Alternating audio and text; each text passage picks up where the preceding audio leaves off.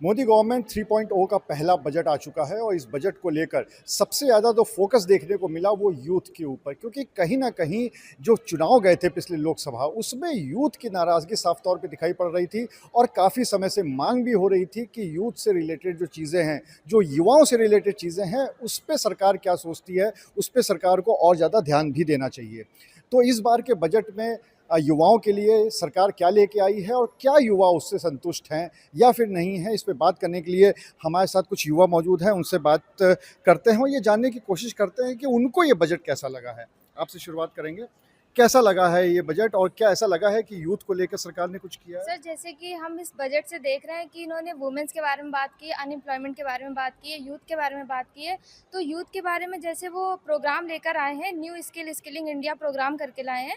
उसमें वो 20 लाख यूथ के लिए वो प्रोग्राम लेकर आए कि यहाँ से अनएम्प्लॉयमेंट भी खत्म होगा और जो यूथ की अभी तक की प्रॉब्लम आ रही थी कि इनको जॉब नहीं मिल रही है या फिर अनएम्प्लॉयमेंट ज़्यादा बढ़ रहा है और कई सारी प्रॉब्लम आपने अभी तक देखी कि बहुत ज़्यादा प्रॉब्लम, तो इससे वो प्रॉब्लम कम हो जाएगी। वुमेन्स के लिए अगर हम बात करें तो वुमेन्स एक मेजर एजेंडा रहती है हमारे बीच में कि उनके लिए क्या हो रहा है। तो वुमेन्स के लिए भी up to 3 lakh crore rupees उनके लिए भी लेकर आए और उससे ज़्यादा भी लेकर आएंगे। उन्होंने बोला है कि जो वुमेन है और जो गर्ल्स हैं उनकी फैसिलिटीज़ को देखते हुए, उनकी नीड्स को देखते हुए, उनके जैसे पेंशन वगैरह देना और जो उनकी शादी के टाइम, विवाह के टाइम उनकी एजुकेशन, तो ऐसी चीज़ें भी वो करेंगे। आपको क्या लगता है कि इस बजट में जो चीज़ें हैं वो कैसी हैं? इस साल के बजट में सरकार के 2 ऑब्जेक्टिव थे। पहला तो था कि इंफ्रास्ट्रक्चर डेवलप किया जाए और दूसरा था कि सरकार का जो हमारा फिजिकल डेफिसिट है, उसको अगले साल तक तकरीबन जीडीपी का 2.5% तक लाया जाए, 4.5% तक लाया जाए। जहाँ और इस साल जहाँ तक मुझे लगता है एजुकेशन में हमने तकरीबन 1.1 ट्रिलियन रुपीज़ इस साल हम स्पेंड कर रहे हैं और पिछले साल देखें तो तकरीबन वो 1.1 ट्रिलियन था। तो जहाँ तक हमें लगता है कि ज़्यादा जंप नहीं है इसमें। अगर हम डेवलप कंट्री से कंपेयर करें तो वहाँ पे तकरीबन जीडीपी का 4 से 5% स्पेंड किया जाता है, जहाँ तक कि आप अपनी कंट्री में देखें तो वो नियरली 2.9% है।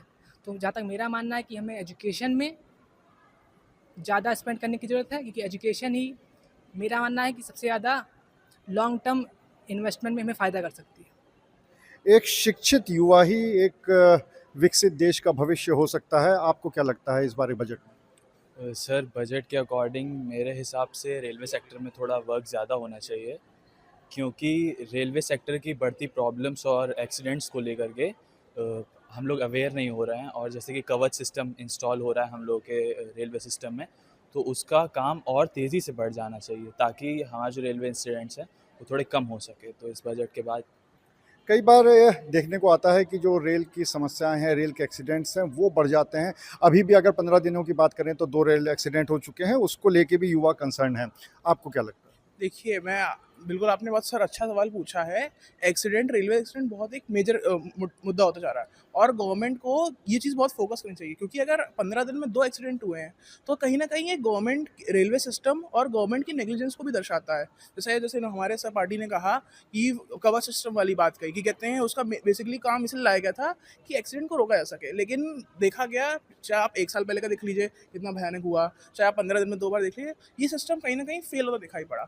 तो मेरी यही रिक्वेस्ट रहेगी कि जब रेलवेज़ की बात है कि रेलवेज़ को इस चीज़ पे फ़ोकस करना चाहिए कि अगर वो सिस्टम, टेक्निकल सिस्टम गड़बड़ हो रहा है, मैनुअल सिस्टम इतना अच्छा तो हो कम से कम कि वो एक्सीडेंट होने से रोक ले, क्योंकि एक्सीडेंट से रेलवेज़ का नुकसान होता है, साथ में बहुत लोगों की जानों का नुकसान होता है। ये मैं कह रहा यानी रेलवे को लेकर काफ़ी कंसर्न है। और कौन से ऐसे मुद्दे जो आपको लगता है कि इस बार के बजट में सही रहे या नहीं रहे? सर, मेरे हिसाब से ये बजट बहुत ही अच्छा है, खासकर युवाओं के लिए। इस बजट में युवाओं को सरकार फ्री में इंटर्नशिप करेगी, जिसके कारण युवाओं के अंदर स्किल एवं क्रिएशन डेवलप होगी।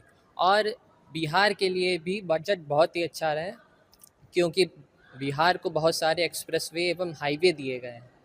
और जहाँ तक कि मिडिल क्लास को भी इसमें बहुत फ़ायदा होगा, क्योंकि टैक्स स्लैब 7 लाख के बढ़ा दी गई है, 7 लाख कर दी गई है, जिसमें 7 लाख के नीचे वालों को 17,500 रुपये का फ़ायदा होगा।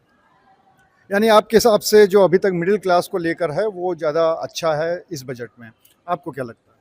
जी देखिए, इस बजट का जितना हाइप था उससे थोड़ा-सा निम्न स्तर पे रहा है, लेकिन बहुत सारी चीज़ें ऐसी हैं जिसमें सरकार ने बहुत अच्छा कदम उठाया। जैसे कि सरकार ने इस बजट में मेनली 4 जातियों पे ज़्यादा फोकस किया है, युवा, गरीब, महिला और किसान पे। टैक्स स्लैब का बात करें तो इसमें थोड़ा सा ये था कि जैसे पहले 2.5 लाख तक नो टैक्स था, अब उसको बढ़ा के 3 लाख तक कर दिया गया। लेकिन लोग इस उम्मीद में थे, मिडिल क्लास वाले ये उम्मीद में थे कि कम से कम 5 लाख तक नो टैक्स के स्लैब तक आए।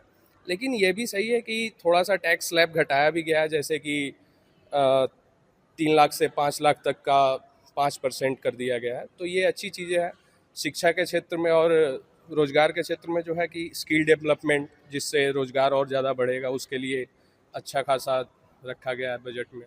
बिहार देश और हाँ, और कुछ कह रहे हैं? बिहार को सबसे ज़्यादा फ़ायदा मिला है इस बजट के अनुसार। जैसे बिहार बाढ़ से ज़्यादा पीड़ित रहता, तो बाढ़ से बचाव के लिए बिहार को 11,500 करोड़ रुपए का बजट दिया गया है, जो कि काफ़ी अच्छा हुआ। बिहार तो बाढ़ से भी पीड़ित है और कहीं ना कहीं सरकार के लिए भी एक बहुत बड़ा स्तंभ है, तो बिहार को भी जाना लाजमी था। आपको क्या लगता है? सर, बिहार और आंध्र की बात आज के दिन बहुत हो रही है। सरकार से एक सवाल उठ रहा है, युवा भी पूछ रहे हैं और विपक्षी दल भी पूछ रहे हैं कि क्या ये देश की तरक्की के लिए बजट आया है या सरकार के बचाव के लिए बजट आया है? ये सरकार बचाने का बजट है या देश की तरक्की का बजट है? और साथ-साथ जब फाइनेंस मिनिस्टर खड़ी होती हैं तो वो अपनी प्राथमिकताओं में 2 शब्दों का यूज़ करती हैं, जो कि है महिला और युवा। युवाओं की बात है कि हम युवा हैं, हम सरकार से क्या अपेक्षा करते हैं? सरकार 2 लाख करोड़ का लाती है युवाओं के लिए, मगर क्या इससे ज़्यादा भी अपेक्षा करते हैं युवा?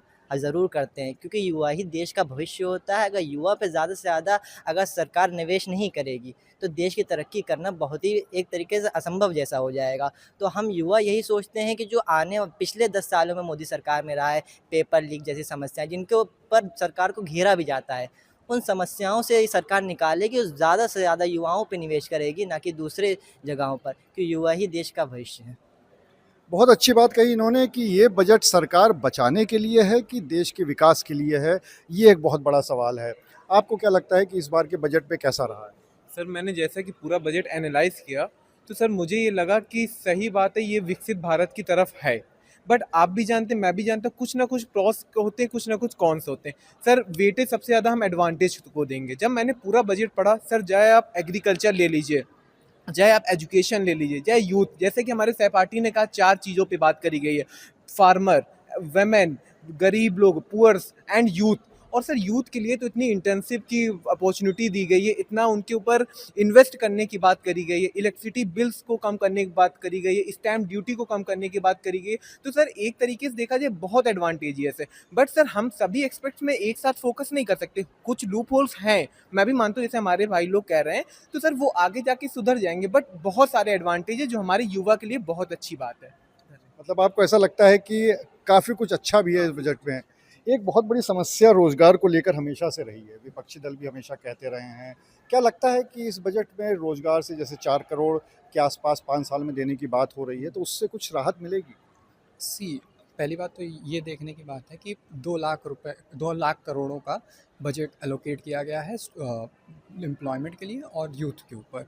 स्पेसिफिकली इंटर्नशिप्स की भी काफ़ी बातें करी गई हैं और आई गेस अप्रॉक्स 500 कंपनीज में 5 करोड़ इंटर्नशिप्स की बात वहाँ पे की गई है। अब बात ये आती है कि बातें तो काफ़ी बड़ी-बड़ी की गई हैं। अब सरकार उस बात पे कितनी खरी उतरती है, ये तो केवल समय ही बता सकता है। सुनने में तो काफ़ी अच्छा लग रहा है। अब समय ही बताएगा इसका क्या परिणाम होगा। मतलब उसका इम्प्लीमेंटेशन कितना हो पाता है, ये एक देखने वाली बात होगी। आपको क्या लगता है?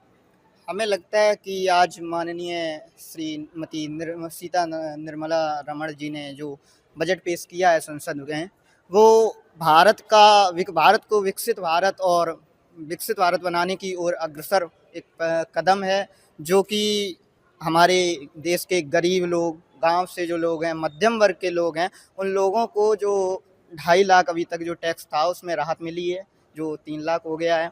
और 3 से 7 लाख तक के टैक्स में जो हम लोगों को राहत, मतलब जो 3 से 7 लाख का जो टैक्स है उसमें हमें टैक्स लगेगा और 3 लाख तक का हमें टैक्स नहीं लगेगा।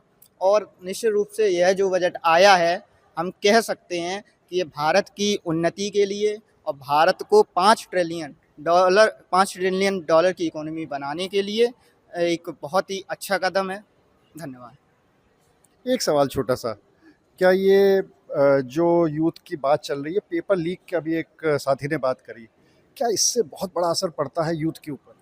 हाँ, यूथ के ऊपर इस पे काफ़ी ज़्यादा असर पड़ता है। उन्हें वो बहुत ज़्यादा डीमोटिवेटेड फ़ील करते हैं कि बार-बार पेपर लीक होते हैं। वो पूरे साल मेहनत करते हैं, इतना हार्ड वर्क करते हैं और एट लास्ट रिज़ल्ट ये होता है कि पेपर ऐसे लीक हो जाते हैं। ये कहीं न कहीं हमारी सरकार की वो है, जिसकी वज़ह से ऐसा होता है। तो इस पे ध्यान देने की ज़रूरत है। आपको क्या लगता है इस बार के पूरे बजट में कैसा रहा?